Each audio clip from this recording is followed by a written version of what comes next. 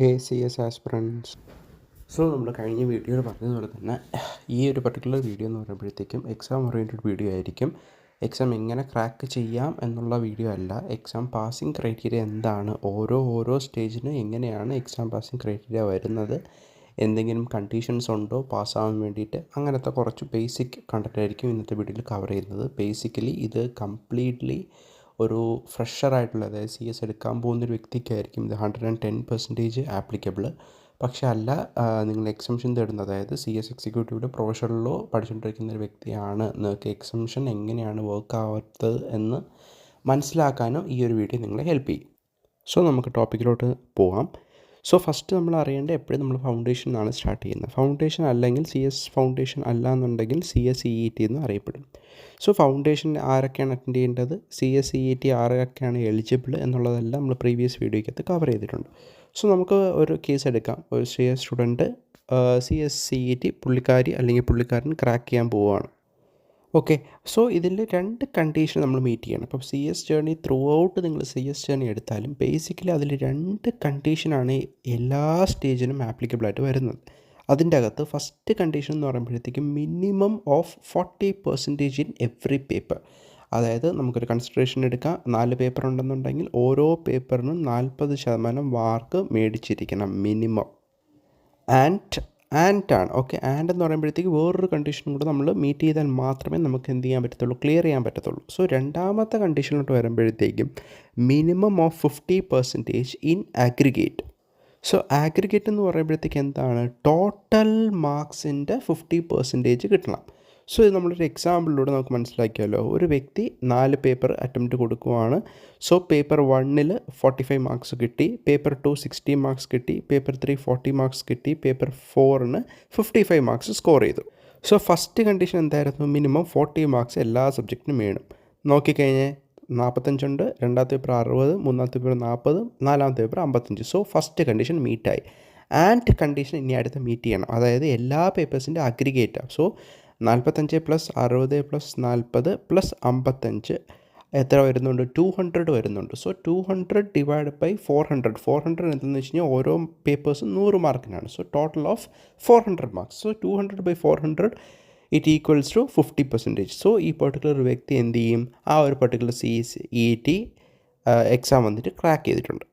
So നമ്മൾ basic എന്താണ് മനസ്സിലാക്കി കഴിഞ്ഞു. ഇനി അടുത്ത സി എസ് എക്സിക്യൂട്ടീവോ സി എസ് പ്രൊഫഷണലോ നിങ്ങൾ എടുത്താലും ഇതേ കണ്ടീഷനായിരിക്കും ബേസ് ലൈനിൽ ആപ്ലിക്കബിളായിട്ട് വരുന്നത്. ഞാൻ ബേസ് ലൈൻ എന്ന് ഉദ്ദേശിച്ചത്, നിങ്ങൾ ഫസ്റ്റ് സി എസ് എക്സിക്യൂട്ടീവ് എടുത്തോ, ആദ്യത്തെ മൊഡ്യൂളിൽ 4 പേപ്പർ, രണ്ടാമത്തെ മൊഡ്യൂളിൽ 3 പേപ്പർ. സോ ഈ ഫസ്റ്റ് മൊഡ്യൂളിൽ 4 പേപ്പർ എങ്ങനെയായിരിക്കും, ഇതേ ക്രൈറ്റീരിയ തന്നെയായിരിക്കും പോകുന്നത്.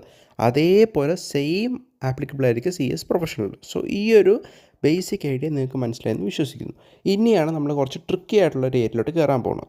ഞാൻ എന്തുകൊണ്ട് ട്രിക്കി എന്ന് പറഞ്ഞതെന്ന് വെച്ചാൽ, ഇതൊരു എക്സംഷൻ ക്രൈറ്റീരിയയാണ്. പക്ഷേ ആ എക്സംഷൻ ക്രൈറ്റീരിയ മനസ്സിലാക്കാൻ നിങ്ങൾ കുറച്ചൊന്ന് ഇൻഡെപ്തായിട്ട് അനലൈസിസ് പോകാൻ മാത്രമേ നിങ്ങൾക്ക് എന്ത് മനസ്സിലാവത്തുള്ളൂ, ഓക്കെ ഇത് എങ്ങനെയാണ് ഇത് വർക്ക് ആവുന്നതെന്ന് മനസ്സിലാവത്തുള്ളൂ. കാരണം പലപ്പോഴും പ്രാക്ടിക്കൽ ആംഗിൾ ഒരുപാട് പേര് ചോദിക്കാറുണ്ട് അടുത്ത്, ഇത് എനിക്ക് ഇത്രയും മാർക്ക് കിട്ടി, എന്തുകൊണ്ട് എനിക്ക് എക്സംഷൻ ആപ്ലിക്കബിൾ അല്ല, അല്ലെങ്കിൽ എന്തുകൊണ്ട് എനിക്ക് എക്സംഷൻ ക്ലെയിം ചെയ്യാൻ പറ്റുന്നില്ല എന്നൊക്കെ ചോദിക്കുന്ന കണ്ടീഷൻസ് വരാറുണ്ട്. സോ അതുകൊണ്ടാണ് ഞാൻ വിചാരിച്ചു കുറച്ച് ഈസി ആയിട്ട് നമുക്ക് ഈ ടോപ്പിക്ക് ക്ലിയർ ചെയ്യാമെന്ന് വിചാരിച്ചു. So getting back to topic, നമ്മുടെ എക്സംഷൻ ക്രൈറ്റീരിയ ICSE പറഞ്ഞിരിക്കുന്നത് എങ്ങനെയാണെന്ന് വെച്ച് കഴിഞ്ഞാൽ, നമ്മൾ അവിടെയും 2 കണ്ടീഷൻ തന്നെയാണ്. ആ 2 കണ്ടീഷൻ നമ്മൾ മനസ്സിലാക്കണം. ഓക്കെ, സോ ഫസ്റ്റ് കണ്ടീഷൻ ഞാൻ അവിടെ കോട്ട് ചെയ്തിട്ടുണ്ട്. അതായത് ഒരു കാൻഡിഡേറ്റ് അപ്പിയർ ചെയ്തു, ഓക്കെ, പുള്ളിക്കാരിക്ക് 4 അല്ലെങ്കിൽ പുള്ളിക്കാരന് 4 പേപ്പേഴ്സിൽ ഓൾമോസ്റ്റ് ഒരു 2 പേപ്പറിന് 60 എബോവ് കിട്ടി, എല്ലാ പേപ്പേഴ്സിനും 25% എബോവ് മാർക്കും ഉണ്ട് എന്ന് നിങ്ങൾ വിചാരിക്കുക. സോ കണ്ടീഷൻ എന്താ പറയുന്നത്, if A candidate appears in all the required papers and scores at least 25% marks in each paper, he or she is eligible for exemption in papers in which he or she scores 60% or more marks. അതായത് 60% മേളിൽ score ചെയ്ത പേപ്പറിന് exemption കിട്ടും. എപ്പോൾ, ബാക്കി എല്ലാ പേപ്പേഴ്സിനും, അതായത് 4 പേപ്പറിൽ ഒരു പേപ്പർ 60% മേളിൽ പോയി കഴിഞ്ഞാൽ ബാക്കി പേപ്പേഴ്സിനെല്ലാം 25% കൂടി മാർക്കുണ്ടെങ്കിൽ he can get that exemption for that 60% score ചെയ്ത മാർക്ക് ആ പർട്ടിക്കുലർ പേപ്പറിന് എന്ത് കിട്ടും, എക്സംഷൻ കിട്ടും. ഇതാണ് ഫസ്റ്റ് കണ്ടീഷൻ. സോ ഇനി നമ്മൾ സെക്കൻഡ് കണ്ടീഷനോട്ട് നോക്കാം. അതായത് പുള്ളിക്കാരി മൊത്തം എല്ലാ ആ മൊഡ്യൂളിലെ എല്ലാ പേപ്പറും അറ്റംപ്റ്റ് ചെയ്തിരിക്കുന്നു. അതിൻ്റെ അകത്ത് ഒരു പേപ്പറിൽ മാത്രം എന്ത് പറ്റി, ഫെയിലായിപ്പോയി. ഫെയിലായെന്ന് വെച്ച് കഴിഞ്ഞാൽ 40% കിട്ടിയില്ല എന്നുള്ളതാണ് എൻ്റെ ബേസിക് മീനിങ്. സോ ബാക്കി 2 പേപ്പേഴ്സിന് നമുക്കിവിടെ അസ്യൂം ചെയ്യാം. For example that person is getting 58% and വേറൊരു പേപ്പറിൽ 63% ആൻഡ് ഫെയിലായ പേപ്പർ എന്നിട്ട് 32% ഉള്ളൂ, അതായത് 32 മാർക്കേ ഉള്ളൂ. സോ സെക്കൻഡ് കണ്ടീഷൻ എന്ത് പറയുന്നത് വെച്ച് കഴിഞ്ഞാൽ ആ പർട്ടിക്കുലർ വ്യക്തിക്ക് ആ 2 പേപ്പേഴ്സ് നമുക്ക് ഉണ്ടല്ലോ, അതായത് എബോവ് 40% 2 പേപ്പേഴ്സ് ഉണ്ട്, അതിൻ്റെ അകത്ത് ഒന്ന് എബോവ് 60% ആണ്. സോ ഇങ്ങനെയുള്ള കണ്ടീഷനിൽ ആ വ്യക്തിക്ക് 2 പേപ്പർ, അതായത് ആ 63% 58% പേപ്പേഴ്സിന് എക്സംഷൻ കിട്ടും ഈ ഒരു പർട്ടിക്കുലർ കണ്ടീഷൻ മീറ്റ് ചെയ്ത് കഴിഞ്ഞാൽ. എന്താണെന്ന് ചോദിച്ചു കഴിഞ്ഞാൽ he is eligible for exemption in the remaining papers if he or she scores 60% or more marks taken all the remaining papers together and at least 40% in each remaining papers.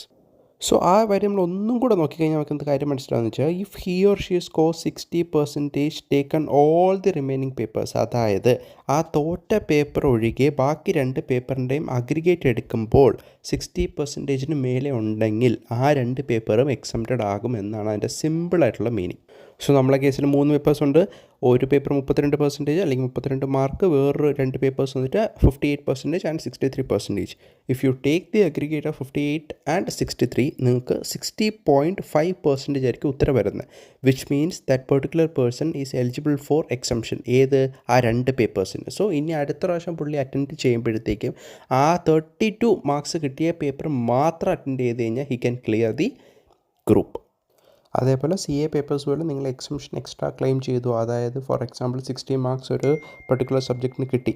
Okay, അപ്പം നമുക്കറിയാം 50 mark മതി aggregate എടുക്കുമ്പോഴത്തേക്കും. അപ്പോൾ എനിക്ക് 60 കിട്ടിയില്ലേ, എനിക്ക് ആ 10 marks extra അടുത്ത exam എഴുതുമ്പോഴത്തേക്കും ഒരു പേപ്പറിന് 40 ഉള്ളൂ, ഈ 10 മാർക്ക് അങ്ങോട്ട് ക്യാരി ഫോർവേഡ് ചെയ്തിട്ട് ടാലി ചെയ്യാൻ പറ്റുമെന്ന് വെച്ചാൽ അങ്ങനത്തെ ഒരു പരിപാടി CS എക്സാമിന് ഇല്ല.